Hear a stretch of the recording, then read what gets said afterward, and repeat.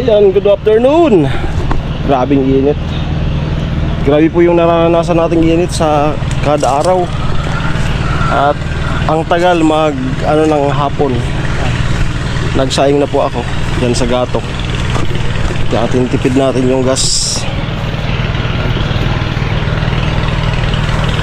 Lakad-lakad tayo dito sa habang hindi na masyadong mainit. Paligiran. Yan. Ang bahay.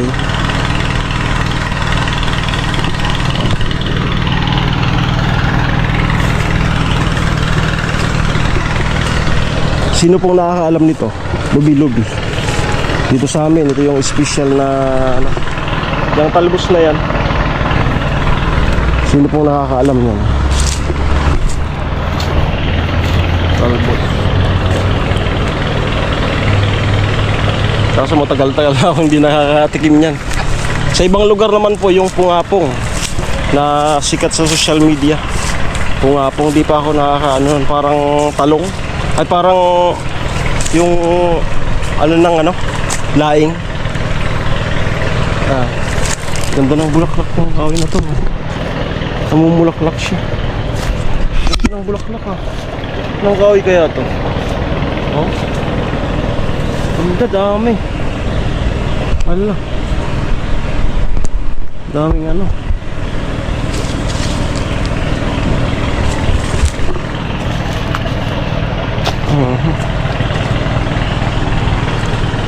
Sarap magtampisaw ngayon. Sarap magbabad sa beach. Sa paghapon na. Yan.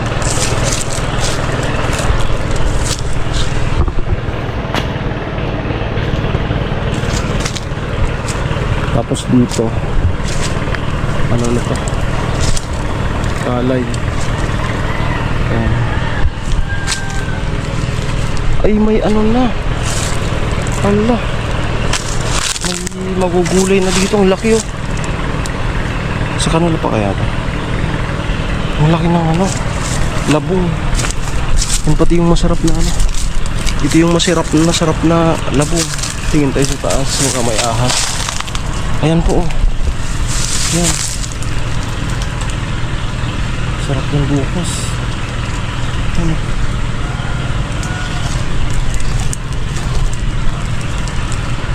Goods na yan sa amin yun. Ay may isa pa dun. Nag-ano na po kasi dagungdong na. Nag-umpisa ng mag-thunder. Pagka Mayo na, mag-uusa na yung kulob at kidlat. Yan na po yung taglabasan ng labong. Yan dalawa. May maliit dun isa, dalawa, ayun. Bukas tanungin ko si Lola ko kakain siya niyan. Sarap na. Maganda yung yung labong ng butong. Tawagin dito sa amin kasi maputi tapos malambot. Sarap. Yan ang isa sa mga special na gulay dito sa Bicol. Yung labong. Puwag. Tawagin. Saan tayo bababa? Subukan kong bumaba. Di pa ako nakapunta dito. Walang hawakan. Ups. Medyo matarik.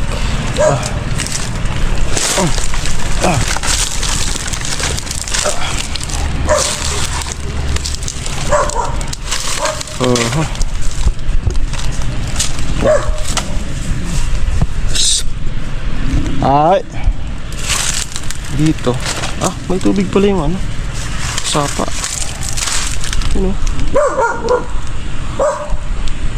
Guys, marami po dito bayawak. May nakukuha kami dito mga bayawak. Ang sarap po ng karne ng bayawak.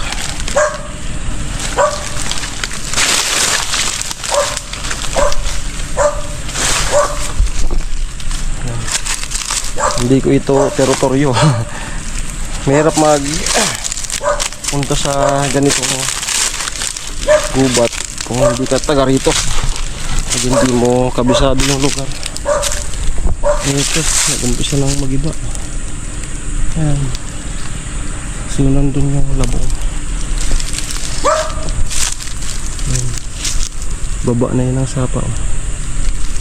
Yan na, labong po. Nag-umpisa na pala, marami ng ano. Yun, labong, daming labong. Isang gulay na yan. Bukas pwede. Dami. Mga butong pa to. Masarap ang butong. Ayan.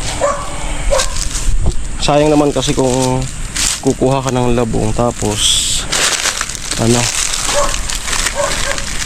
iisa. So kung katulad namin noon, dalawa lang naman kami, pwede nang kumuha ng isa basta yung medyo malaki. Taas na tayo guys. Yeah.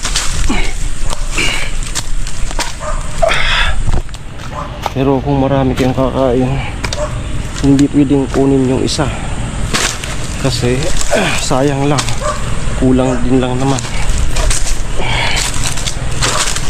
Up.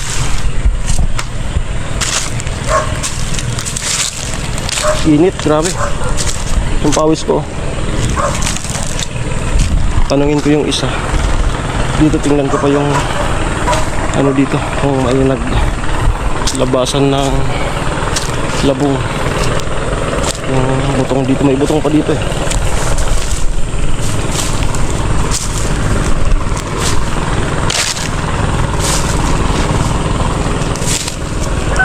So medyo nagiging kabisado ko lang yung ano dito, kasukalan. Kasi simula kami ditong tumira December. So ano tayo, January, February, March, April, May, 5 buwan na dito. Kaya medyo napapamiliarize ko na rin yung lugar. Hindi kagaya sa amin ha, mas malawak yung dun sa amin. Katulad sa amin, kaya mas malawak. Pero kabisado ko dito, di gaano. May mabaho dyan yung labong, wala pa. Wala pang gaano. Maganda rin yung kawayan na yan, yung variety ng butong, kasi ano siya, tuwid, magandang ipagsalog.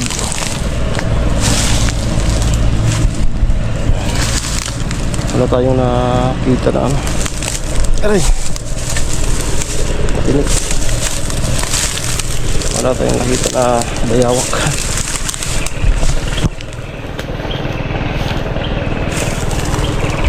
Puso yung bayawak ko dito. Yung isa parang buhayan na yung na huli namin. Tapos pinatay. Sarap. Bayawak. Parang ano, manok. Tapos paborito ko nun ano, yung kinakaliskisan lang. Masarap yung balat nun.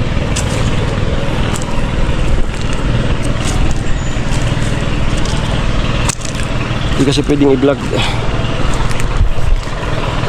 Bawal dito sa atin sa Pilipinas. Pero sa ibang bansa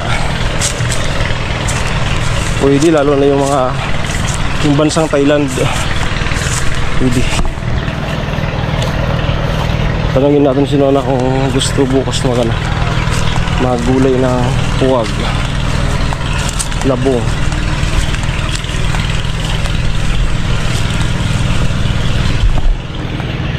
Di, tapos na.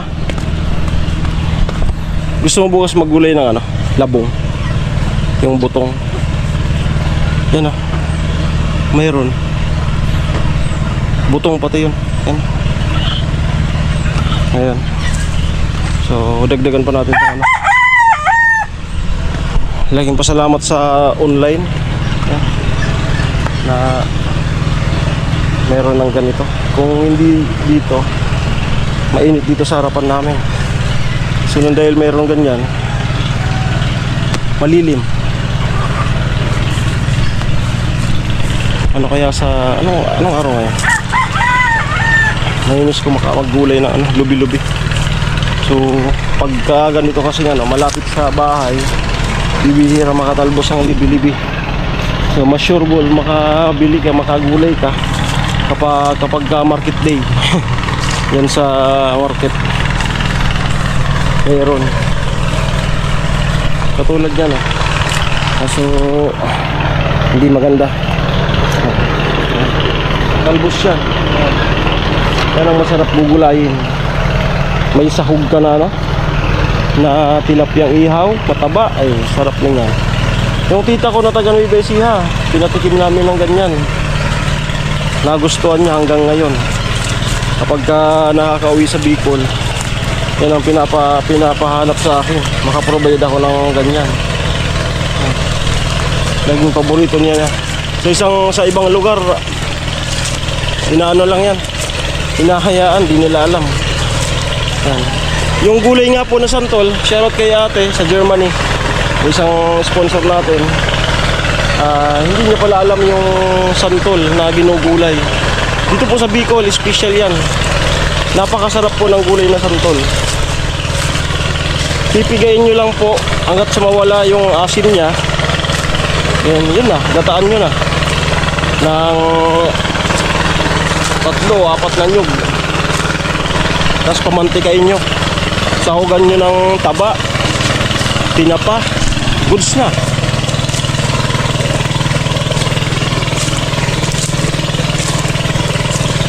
Grabe yung init. Ayan. May patubig dito. So ganito po yung butong na variety ng kawayan. Yan ang masarap yung ito masarap yung labo. Ayan. Ito masarap yung labo.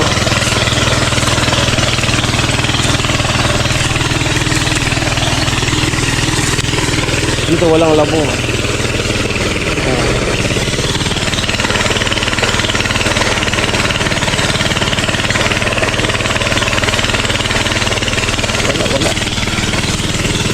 Likod na to ng mulinuhan. Wala. Medyo kasi dito. Hindi presko.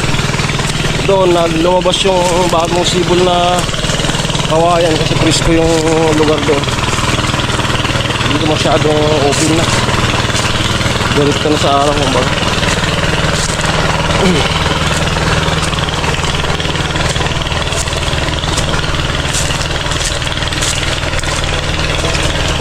Sarap ng mga nagbibits ngayon. Ang katulad niya ni Hana Dalagang Probinsyana na isa rin Suword family, kasamaan natin sa Suword. Shoutout sa iyo idol, Hana Dalagang Probinsyana. Then may vlog siya na sumisid na naman. Grabe, walang kupas, ang ganda ni Hana Dalagang Probinsyana. Talaga namang maraming nabibighani sa kanyang ganda. Shoutout sa idol, matagal na kitang simula pa nung nag-start tayong mag-vlog, pinagre-react ko na to. Nagpapaalam ako nun kay sa kasama niya lagi, yung kasama namin sa challenge noon, si Mandaragat Explorer. Yan. Si Mandaragat the Explorer. Yan. At sige daw, kaya ngayon i-react natin ulit si Hana Dalagang Probinsyana. Nakalimutan ko na yung lugar. Pasakaw ba yun? Pasakaw? Si Vince nakapunta na doon.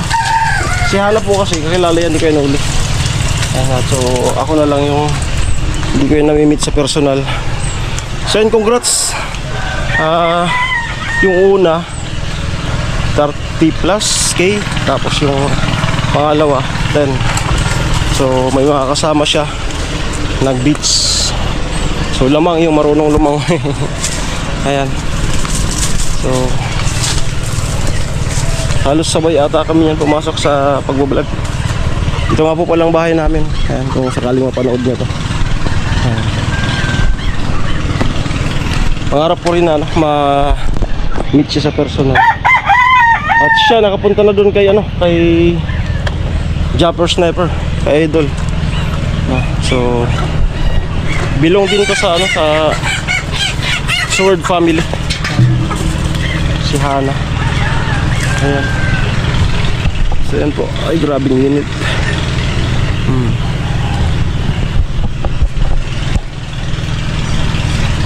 Ayan, malaking bagay din yung pag-reaction video natin sa mga sikat na personality dito sa vlogging. Kasi maski paano ay meron tayong views na maganda. Ayan. Kaya kailangan pasensya na po sa mga upload ko. Dumidiskarte lang po ako kung saan may views na. Yung pabahay kay Trisha ay patuloy pa rin po. Kailangan agapan yung channel kasi pabagsak na po. Kailangan mag-isip, palawakin yung kaisipan, which is ito nga reaction video. Ayan, so dalawang reaction video na natin na okay.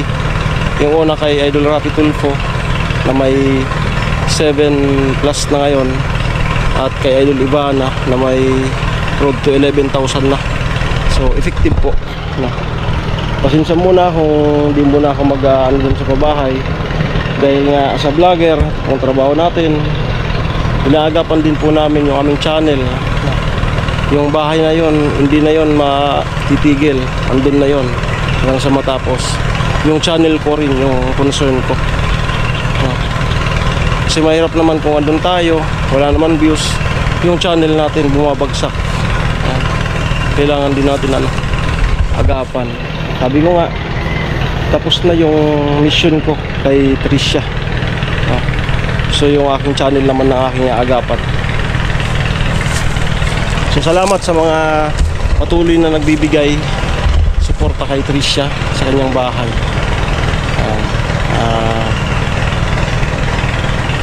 Congrats.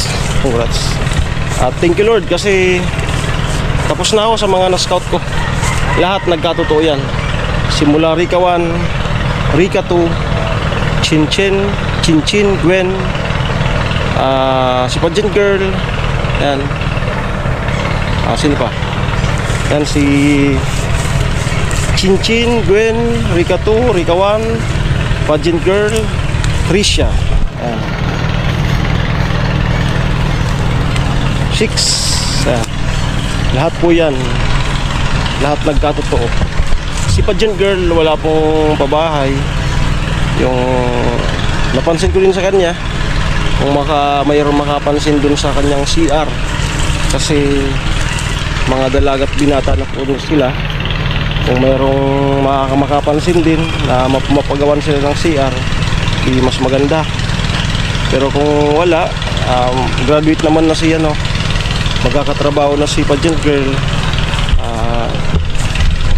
kaya niya naman na yon na sinabihan ko naman na siya kung magkano yung paggawa ng CR. Pero sana kung may makapansin, makakalis na yon sa iisipin niya. Ayan. Kasi yung pagka-scout ko kay puros lang connection sa kanyang pag-aaral, yung kanyang natatanggap na blessing. So maski paano, malaking bagay po yun na hindi na iisipin ng kanyang mga magulang. Ayan. So again, ayan, napansin lang natin na kasi naka-subscribe tayo dyan kay Hana Dalagang Probinsyana. Ayan, nakita ko na naman ng kanyang upload, kaya at maganda yung views. So i-react ako natin kasi reaction vlog yung ginagawa natin ngayon. Idol, Wanderagat, congrats nga pala sa challenge. Kasi grabe yung isang vlog mo nun, talagang bumulusok talaga. Ayan. Yun ang kayahanan naman. Malay natin, magkita tayo sa personal. Okay, Aramid Striker po. Ito po yung bahay. Ayan. Maya maya, magluto na ako. Bye bye. Love you all.